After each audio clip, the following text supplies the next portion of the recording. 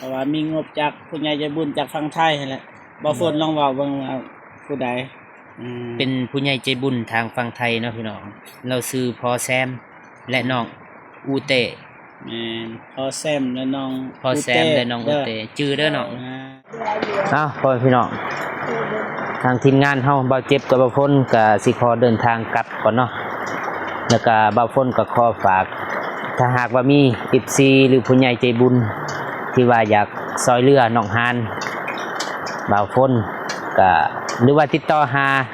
น้องบ่ได้ก็สามารถติดต่อหาบ่าวฝนหรือว่าทีมงานบ่าวเจ็บบ่บ่าวผู้วงบ่ก็ได้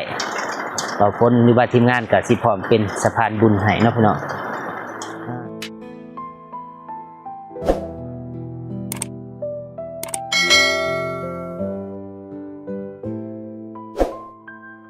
ครับทักทายสบายดีเด้อสวัสดีพ่อแม่พี่น้องเบิดสู่ผู้สู่คนว่าอยู่ในลาวและก็ต่างประเทศที่เขามาเบิ่งมาสมซองของเบาฝนเราไต่เบาฝนกันยินดีต้อนรับทุกท่านทุกคนมื้อนี้เบาฝนก็ได้เดินทางกับเบาเจ็บเนาะเบาวงบ่ได้มานำเนื่องจากว่าเพิ่นมีภารกิจสำคัญก็เลยมานำทีมงานบ่ได้มื้อนี้เบาฝนก็ได้เดินทางมาหาน้องฮานที่บ้านน้องฮานนี่แหละทางหลังนี่จะเป็นบ้านของน้องฮานเนาะพี่น้องจุดประสงค์ที่ว่ามาหาน้องฮานกับมาท้ายนี่แหละเพราะว่าเห็นในไลน์คอมเมนต์ก็ให้มาหาน้องฮานแล้วก็ได้มามอบเงินจำนวนหนึ่งให้น้องฮานเนาะพี่น้องเงินทางผู้ใหญ่ใจบุญทางฝั่งไทยเพิ่นก็เคยช่วยเหลือตลอดมาเนี่ยแหละแต่บอกคนก็สิบ่ว่าเป็นผู้ใหญ่ใจบุญบ่บอกซื้อนะอันว่า FC หรือว่าทุกคนจะพูดก็มีแต่ว่าไปเบิ่งไปชมคลิปของบ่าวฝนเดี๋ยวบ่าวฝนก็สิเฉลยกลางๆหรือว่าถ่ายๆคลิปนะพี่น้องเอาไปพี่น้องไปเบิ่งไปชมก็ฝนตกนะพี่น้องบ่าวฝนก็แทงฝนมาเลยเดี๋ยวสิไปหาเนาะสบายดีบ่เจ็บสบายดีครับสบายดีนะพันสบายดีเบาคนโดยสบายดีเบาเจ็บโดยสบายดีผู้มีเจบุญทุกท่านและชีทุกท่านหรือว่าอยู่ในลาวและไทยและต่างประเทศก็ขอสวัสดีสบายดีเมื่อสุขคนเด้อทางบ้านบ่เจ็บกับฝนตกเบิดมื้อนะถ้าแต่งแต่ว่ามันยังดีขี่รถใหญ่ยังดีมีผู้ใหญ่ใจบุญแม่ได้ออกน้ำมันให้ก็เลยเฮ็ดให้เบาเจ็บกับเบาฝนอยากสบายแน่นะบ่ได้แข่งฝนเมื่อวานฝนตกว่าสิมาเมื่อวานแต่ว่าฝนตกตอนเช้าแต่ว่าตอนแรงฝนบ่ตกแต่ว่าอยากเบิ่งกีฬาแน่ตอนแรงก็เลยบ่ได้ไปหานะมันไกลแน่เนาะบ่แม่นไกลเพราะว่าเฮาก็ติดกีฬานิดนึงซั่นซะแต่ว่าเฮาก็บ่ทิ่มบ่ปะนะเฮาอยากซอยเรือเฮาก็ไปซอยแต่ว่ายามใดที่ว่าเฮาอยากพักแน่เฮาก็พักแน่แหละสิว่าเรื่องการเฮ็ดคลิปเฮาก็อยากมีความสุขอย่างเนาะมืดตึ๊บนี่ทางนี้ก็ไอ้ก็บ่เห็นยังกินข้าวกินน้ำแล้วบ่กินแล้วเรียบร้อยได้ยังกินได้ปลาโดยอาหารหลักแล้วนะปลาเพราะว่าทางบ้านเฮามีเขื่อนเนาะบ่อนหาปลาใครเป็นคนหาพ่อบ่โดยจะดีคือยังช่วงนี้เป็นจังไดอาการของแม่หยังก็แข็งแรงขึ้นแล้วบ่บัดน้องฮานนี่กินยามื้อนั้นได้แน่แล้วบ่ใช่ดีขึ้นแล้วเนาะพอดีทางพ่อเพิ่นจะให้บอกจำนวนว่าเท่าใดค่ายานะครับเพิ่นว่าสิออกให้แต่ว่าเฮาก็ว่าบ่เป็นหยังเพราะว่ามันก็บ่แพงนะเฮาซื้อบ่หลายปานใดก็บ่เป็นหยังเพราะว่าเฮาก็ซอยอยู่แล้วนะจักสิเบิ่งจักสิทายเลยน้องฮานเดือนเจ้าก็ได้จริงๆแล้วน้องฮานเนี่ยเขาถ่ายเต้ดนแล้วคิดว่า FC เขาสิซอยเรือน้องฮานแต่ทมิดแหละแม่สุดท้ายนี่บ่ได้บัดไปได้นี่อยู่น้องหั่นอีหยังแหละน้องอีหยังน้องชายกับน้องหยังน้องชายได้ดินมันบ่ดินเท่าใดบ้านเฮาแต่เขาสิว่าเรื่องบ้านน้องฮานมันนี่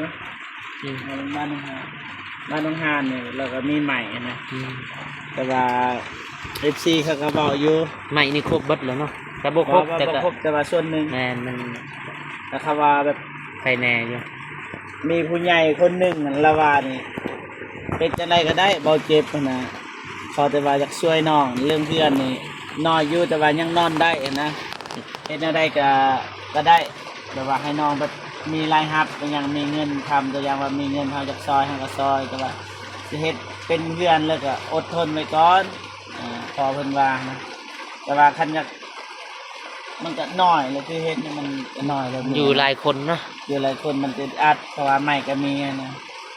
ดีกว่าสิปะคันว่ามีทุนก็ดีกว่าสิปะใหม่มันผุมันพัง จริงๆแล้วคันมีพี่น้องนี่ซอยเฮ็ดนี่ก็พอไปได้ก็ยังมาให้จ้างอย่างเพราะว่างบก็มันบ่ค่อยมีแล้วบางหานก็ยังมาเฮ็ดซ้ำได้ซ้ำหนึ่งก็น่าจะได้ว่าเฮ็ดคือซ้ำบ้านน้องสลีนี่หญ้าก็ยังมาซ้ำได้ซ้ำหนึ่งนะซ้ำสิว่าขี้ลายก็บ่ขี้ลายนะสิว่างามเกินไปมันก็บ่งามเพราะว่าไม้มันก็มีแล้วสำได้สำนึกสำคนในบ้านนะสำงานคนในบ้าน ก็คือสิบ่เบิดลายเนาะ อ่า บ่ซ้ำเพื่อนน้องเดิมกับน้องสาลี แบบฮอด เพราะว่าน้องเพิ่นก็มีนั่นน่ะใหม่ ไม่นี่นะบางส่วนนี่ก็ใส่ได้บางส่วนตัวใส่ได้นี่คือแบบนี้นั่นก็ใส่ได้ บางคนก็บ่เจ็บก็เคยท่าอยู่คลิปก่อนๆใหม่เอียงของน้องหานเนาะหรือว่าครอบครัวของน้องหานก็ได้ทายบางส่วน ดินแล้วก็ได้ได้น้องหานะได้ฟรีแล้ว ดินก็มีนะ แต่ว่าถ้าเห็นทีมงานไทยเอาใบให้แม่นบ่ โดย เอาใบให้ ใบนั่นได ใบมอบกรรมสิทธิ์ ใบหมอบกรรมสิทธิ์ดิน คือน้องได้ไปเฮ็ดอยู่บ่ ยัง หยังนะที่จริงนะมันถ้าทีมงานอันนั้นน่ะมันได้เฮาหลายนาทีเนาะทางทีมงานเฮาก็เทินเฮาได้ซอยก็เพราะว่าทางอันนั้นมันก็มีแหละมันจะให้ในบ้านเซ็นก็ขอเงินเท่าไรนะก็แจ้งผู้ใหญ่ใจบุญผู้ว่าตอนนี้อันสิว่าเฮาก็บ่มีเงินบ่มีงบ เจ้าผู้ใหญ่ใจบุญเพิ่นบักซอย แพงเลย ใบหมอบกรรมสิทธิ์น่ะจังหวะได้บางคนก็บ่เคยได้เฮ็ด คือของน้องสาลีเท่าไรแหละหลายแสนอยู่โอ้โตบ่เตียงเพิ่นไปเฮ็ด แม่น 1,000 บาทบ่ แม่น เห็นในคลิป แม่นประมาณ1,000 บาทนี่แหละ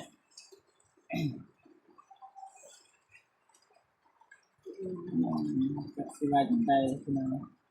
มาทายก็ทายนี่เลยถามจักสิเว้าอีหยังมันสิความเก่า ส่วนเก่าแต่สิปรึกษาผู้ใหญ่ตื่นมีทางทีมงานเบาตูนเบานุ่งเด้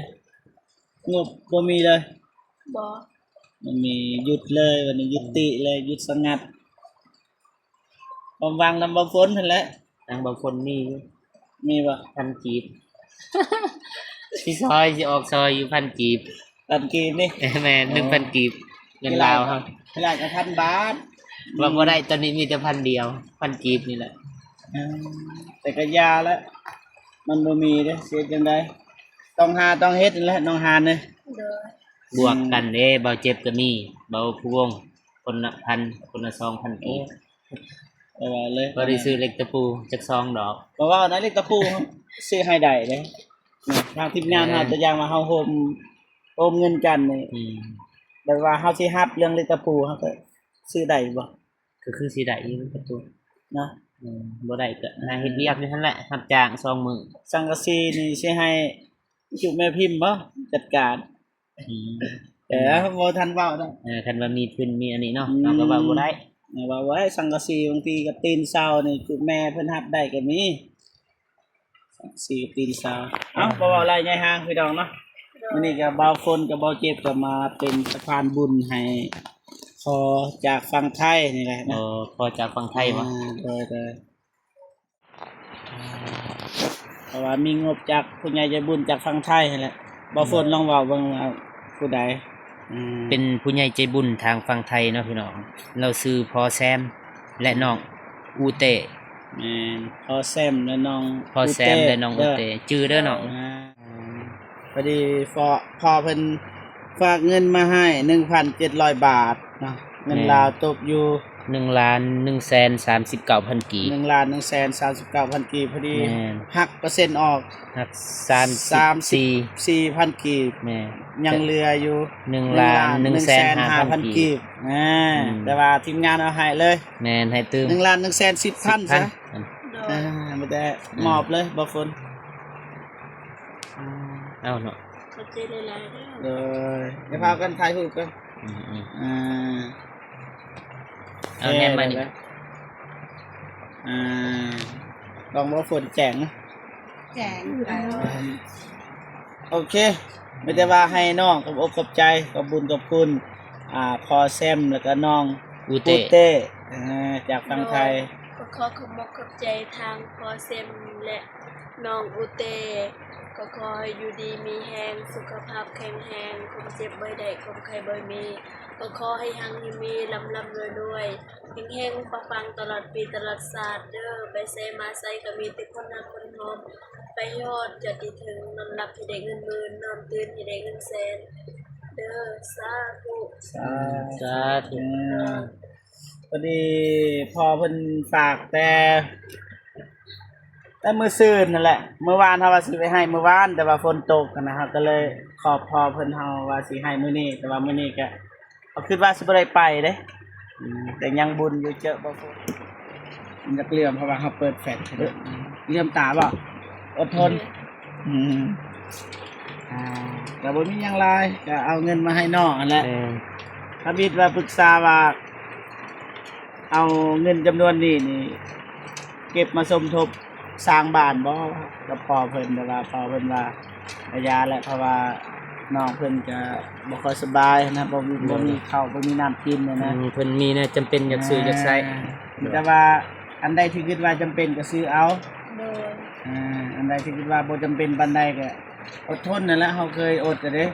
อันใดคิดว่าคิดเจ็บไข้ได้ป่วยนี่ก็ใช้บ่มีเนื้อกินเนื้อยากก็พอบ่สบายหยังก็ซื้อให้นะ เด้อ ก็ประมาณนี้เพราะว่าเฮาก็บ่ฮู้รายละเอียดว่าครอบครัวของน้องเรื่องนี้คนนะ อืม เอาเงินกันสมทบกันซื้อลูกตะปูบางทีมีผู้ใหญ่ใจบุญแม่พิมพ์แม่ดินคนอยากซอยอย่างสังกะสีอย่างก็เป็นได้ แต่ว่าเฮาก็ค่อยๆเฮ็ดนั่นแหละบ่แม่นว่าสิเฮ็ดแล้วก็มางเพื่อนหลังนี่บ่แม่น เพราะว่าดินบ่แม่นดินนี่เนาะเพราะว่าดินตอนใหม่ ดินเป็นตอนใหม่นะก็จักสิว่ามันจะรอรุ่นไปนำกันเนาะ เด้อ ว่าสิมีหรือบ่มีเดี๋ยวว่ากัน เนาะก็ว่าบ่ทันได้เนาะ กันแต่ก่อนนี่มีอยู่แต่ก่อนแต่ว่าเฮาก็บ่ได้เข้ามานะเพราะว่าเฮาก็มีภารกิจทางนั้นหลายนะก็มีอยู่ที่แม่เพิ่นว่าแต่ว่าตอนนี้ก็เพราะว่ามันดนนะเด้มันอยากจืดอยากจางแล้วคันสิว่าก็ได้แต่ว่าเฮาก็บ่ได้มาหาน้องเพิ่น เพราะว่าเฮาทางเฮาก็บ่ได้อัปเดตเนาะเพราะว่าค่าเวียกทางอื่นแน่ เพราะว่าเฮาก็เห็นทางทีมงานเราไต่เฮาก็อัปเดตอยู่เฮาก็ว่าก็ยาแล้วแต่ว่าตอนนี้ก็บ่ทันมีเลย โดย มีแต่ว่าลุ้นเบิ่ง บุญเบิ่งไปนำกัน เพื่อมีผู้ใหญ่ แล้ว ใจ ก็บ่ บุญ ต้อง เพิ่น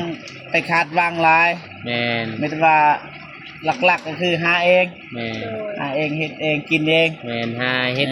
คือปกติเฮาใช้ชีวิตผ่านมานี่แหละบ่แม่นว่าสิคือเห็นพวกอ้ายมาหาในนี่แหละไปคาดหวังหั้นนะ โดย มีแต่ท่านั้นบ่ได้เด้ บ่ได้คิดว่าแต่ถ้าทีมงานเฮามาซอยมันก็บ่ไหวคือกันได้เฮ็ดนั่นแหละตามที่น้องเฮ็ดนั่นแหละอายก็เห็นอยู่บางมื้อก็ไปหามื้อนั้นก็บ่เห็นเพราะว่าน้องเพิ่นก็ไปนะแต่ว่ามื้อนี้นี่ทีมงานเฮาบ่ได้นัด แม่น ก็ฮู้ว่าต้องอยู่นะเพราะว่าบ่มีไผไปดอกคิดว่าเพราะว่าฝน ฝ แต่ น เช้า ตก เลย เนาะพี่น้องฝนตกแต่เช้า 5 โมง อันจูใดนี่ใส่หมองอหย่างไป อืม มันได้เปียก น่ากินเนาะ มันต้องเปียกเลยใส่หมอง มันได้ต้นฝนนี่แหละให้ปลา ประมาณนี้พอ ทางบ่เจ็บก็แข้งฝนอดทนดุดันเนาะบ่เจ็บนี่ฝนตกนี่บ่เป็นอุปสรรคเนาะสำหรับบ่เจ็บแล้วก็ทีมงานเฮาบ่ฝนก็เคยถ่ายให้เบิ่งแล้วเนาะพี่น้องไม้บ่ว่าจะเป็นไม้หรือว่าเสานี่น้องเพิ่นมี จำนวนหนึงแหละแต่ก็บ่ครบบ่ร้อยนะพี่น้องยังขาดเรือเล็กๆน้อยๆนี่แหละว่าจะเป็นสังกะสีเหล็กตะปอกเหล็กตะปูแล้วก็ไม้แป้นส่วนหนึ่งเพราะว่าทางหนองฮานเพิ่นก็มีลายแหละบ่าวฝนก็เคยทายให้ FC แล้วก็ให้ผู้ใหญ่ใจบุญเพิ่นได้เบิ่งนะโอ้ตอนนี้ก็ฝนก็ตกนะพี่น้องแต่เช้าเลยบ่ทันเอื้อแต่ว่าก็จำเป็นต้องได้มาหาหนองฮานเนาะ